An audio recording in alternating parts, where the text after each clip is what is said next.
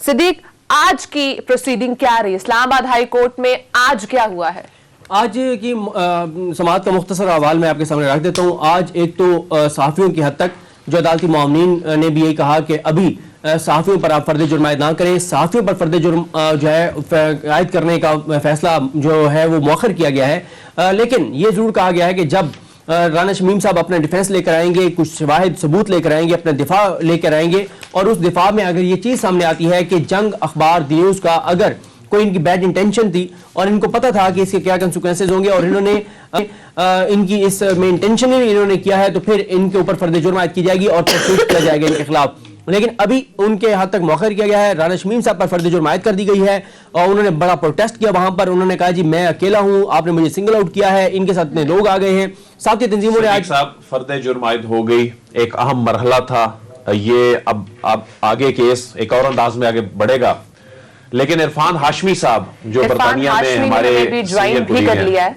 वो सबूत सामने ले आए हैं कि ये नवाज शरीफ के दफ्तर में दस्तखत हुए जो बयान हल्फी पर। इरफान हाशमी साहब अगर हमारे साथ मौजूद हैं तो इरफान साहब ये आप सबूत सामने ले आए, ये बड़ा धमाका किया आपने, बड़ी खबरें आप ब्रेक कर रहे हैं अपने यूट्यूब चैनल पे भी और जिस अखबार के साथ आप मुंसलिक हैं। ये सबूत जो है कितनी अहमियत रखते हैं जो आप सामने ले आए?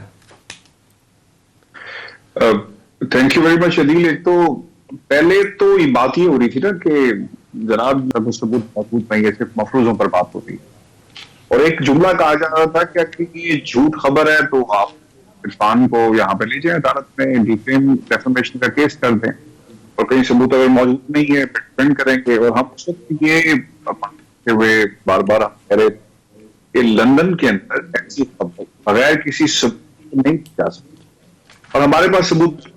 तो सारा मीडिया ये सवाल कर रहा था सबूतों की नवीद क्या है, क्या है, क्या है। देखें अब रिकॉर्ड पे मौजूद जो बातें हमें 26 दिसंबर 2021 की खबर में जो ब्रेक की के अंदर वो अब साबित से बना है कि लोगों ने वो सुन लिया कि चार्ल्स और ये कहां पे मौजूद, किस ऑफिस में हुआ, बात कही जा रही है। इरफान, आपकी ऑडियो का थोड़ा सा इशू आ रहा है, हम आपको दोबारा राब्ता करने की कोशिश करते हैं।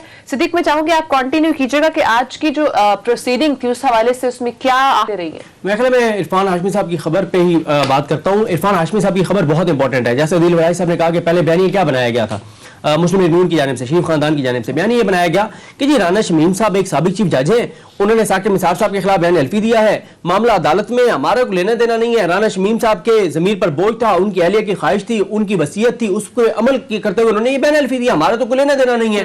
फिर इस दौरान इरफान हाशमी साहब ने खबर ब्रेक की 26 दिसंबर को, फिर ये मामला इस्लामाबाद हाई कोर्ट में उठाया अटॉर्नी जनरल पाकिस्तान ने। उन्होंने कहा अब तो खबर आ गई है कि जनाब ये मियां साहब के ऑफिस में ये सारा कुछ हुआ है, लेकिन उन्होंने इनकार किया। उन्होंने कहा जी ये झूठ है, ये प्रोपेगेंडा है। अब जब इरफान हाशमी साहब ये सबूत ले आए हैं और उन्होंने सबूत जारी कर दिए हैं, जो चार्ल्स गथरी है उसकी ऑडियो जारी कर दी हैं, तो अब ये चीज तो एस्टेब्लिश हो गई कि जनाब ये जो है शरीफ खानदान थे सारी अदलिया के ऊपर हमले और साजिश के पीछे। अब जब ये चीज एस्टेब्लिश हो गई है तो राना शमीम साहब ने जो बयान हल्फी में ये बात कही थी कि मैंने बयान हल्फी नोटराइज कराया, उसके बाद नवासे के पास लॉकर में रखवा दिया, तो इसका मतलब है वो झूठ था और एक एस्टेब्लिश कर दिया। इरफान साहब आ गए हैं। इरफान साहब आपने एक टेलीविजन चैनल पर इंटरव्यू देते हुए यह भी कहा है कि सबूत मिटाने की कोशिश की जा रही थी। सबूत ये जो मौजूद थे इसके हवाले से आप कह रहे हैं कि मैंने कुछ ऐसा कहा? आपके हवाले से ये बात जो है वो कोट किया जा रहा था, आपने इस तरह की बात की कि सबूत जो है वो मिटाने की कुछ लोगों की जानिब से कोशिश की जा रही है, और आपको ब्लॉक भी कर दिया गया हुसैन नवाज साहब की जानिब से। ये इंपॉर्टेंट आपने कहा, जो सदीक ने जिस तरह इशारा लाया। मैं गया थी जी रिएक्शन लेने के लिए, कमेंट लेने के लिए कि आप का क्या कहना है इस खबर के हवाले से। बरतानिया के अंदर अदील जब भी कोई खबर ब्रेक होती है या अखबार में छपती है, आपको हर पार्टी का मौकिफ लेना पड़ता है। इवन कि अगर आपने एक पेपर भी, एक सादा कागज जिसके ऊपर 3 हरफ लिखे हो, उसको भी रिलीज करना है ना, उसकी भी आपको इम्प्लीकेशंस लीगल देखनी पड़ती हैं। रिपोर्टिंग जर्नलिज्म बरतानिया में वैसी नहीं है जैसी हमारे जो भी हाथ लगते हैं हम चला देते हैं और उसके बाद कोई पूछने वाला नहीं होता। और देख लें जो कुछ पाकिस्तान के अंदर हो रहा है इस वक्त अदालत के अंदर, ये इसकी सबसे बड़ी मिसाल है। अगर पहले ही इन्वेस्टिगेशन कर ली जाती, देख लिया जाता, परख लिया जाता, तो आज हम यहाँ पे मौजूद ना होते इस पोजीशन के ऊपर। यहाँ पर जो रिएक्शन था, जो कमेंट्स थे, अभी मुझे टेलीविजन चैनल पे मालिक साहब के प्रोग्राम में कहा भी है नून लिखे किसी सेनेटर ने कि जनाब हमारा मौकिफ नहीं लिया इन्होंने, और ये बाकायदा कहा जा रहा है। This is absolutely wrong. Nawaz Sharif साहब, नासिर भट्ट साहब से मेरी मुलाकात हुई एवनफील्ड के बाहर, और मैंने उनसे कहा कि मुझे नवाज शरीफ साहब से मिलना है। उन्होंने कहा कि जी हमें इजाजत नहीं है, आप जो है वो एक तरफ की खबर देते हैं और वो खबर नहीं देते, बैलेंस नहीं करके चलाते। खैर उन्होंने मेरी मुलाकात नहीं करवाई, वहां पे मेरी मुलाकात आबिद शेर अली से भी हुई, मुलाकात नहीं हो सकी, क्योंकि मैं तो गया था नवाज शरीफ साहब से मिलने के लिए ताकि सवाल उनके सामने रखे जा सके। और यहाँ पे अदील ये भी बहुत इंपॉर्टेंट है, ये सवाल नवाज शरीफ साहब के लिए थे, मैं उनके सवाल जो उनसे पूछने हैं किसी और को भी नहीं दे सकता। यानी जो मीडिया एथिक्स हैं, जो कवानीन है, वो इतने सख्त हैं। फिर हमने ये सवाल हसन नवाज को दिए, उनके मोबाइल फोन पे हमने भेजे, उन्होंने आगे से, पहले तो मैं कहता रहा, आपको याद होगा 26 दिसंबर को भी जब इंटरव्यूज हुए तो मैंने कहा कि मुनासिब नहीं लगता, लेकिन अब क्योंकि ये सवाल उनकी तरफ से उठाया गया है तो इसका जवाब आना बहुत ही जरूरी है। लफ्ज इस्तेमाल किया गया, what a waste of space and time. अब ये मुझे नहीं पता कि उन्होंने किसको कहा था, इस सवाल को कहा, हमारे उन तक पहुंचने को कहा, और फिर 2 मिनट के बाद मुझे ब्लॉक कर दिया गया। फिर यही सवाल जो क्वेश्चंस हसन नवाज से रिलेटेड थे उनको भेजे गए, और जो हुसैन नवाज से रिलेटेड क्वेश्चंस थे ये उनको भेजे गए। आपको याद रखना होगा ऑडियो के अंदर एक बात कही गई कि लोग जो इर्द गिर्द मौजूद थे, देखें अगर ये काम हो रहा था और इम्पोर्टेंट था, जो बेनिफिशरी साबित हो सकता है मरीम नवाज और नवाज शरीफ साहब के लिए, जिस तरह अदालत की तरफ से भी नाम नहीं लिया गया, लेकिन कहा गया कि जिनको ये बेनिफिशरी है उन्होंने तो इसका नाम तक नहीं लिया केस के अंदर। ये की बड़ी मीटिंग खास लोगों में होगी ना, आम लोगों में तो नहीं हो सकती, वर्कर्स को बैठा के तो नहीं हो सकती। तो जिन लोगों के हवाले से मजीद सबूत भी हमारे पास मौजूद है, जो मैं अभी नाम नहीं दे सकता, कुछ लीगल इम्प्लीकेशंस की हैं यहाँ पर, लेकिन इंशाल्लाह वो भी सामने लाएंगे। सर जवाब खान साहब खबर दे रहे हैं कि मजीद कुछ चीजें भी सामने आने वाली हैं।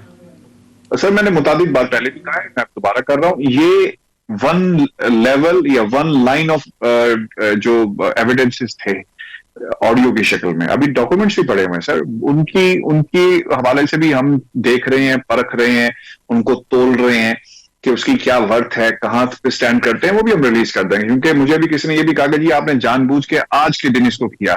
देखें एक बात याद रखनी चाहिए, आप सब सहाफी हैं, जब सहाफी के पास खबर आ जाती है ना अदील, तो ये सबसे बड़ी लाइबिलिटी होती है, गुनाह होता है कि वो अपने पास रख के बैठा रहे उस खबर को। हम तो 1.5 महीना 4 हफ्ते जो है खबर लेकर फिरते रहे, इसको चेक करते रहे क्या है। तो मेरा ये ख्याल है कि इसमें ये जो बात जोड़ी जा रही है टाइमिंग ये गलत है। दूसरा ये है कि जब उन डॉक्यूमेंट्स के हवाले से भी मुझे क्लियरेंस मिलेगी, मेरे सोर्सेज कंफर्म करते हैं, मेरे सोर्सेज इस कॉन्फिडेंस के साथ आगे आने के लिए तैयार होंगे। आपको पता है कि एक होती है फोरेंसिक एक्सपर्ट्स की रिपोर्ट होती है, ये जो रिपोर्ट मेरे पास है ये फोरेंसिक इन्वेस्टिगेटर्स की रिपोर्ट है।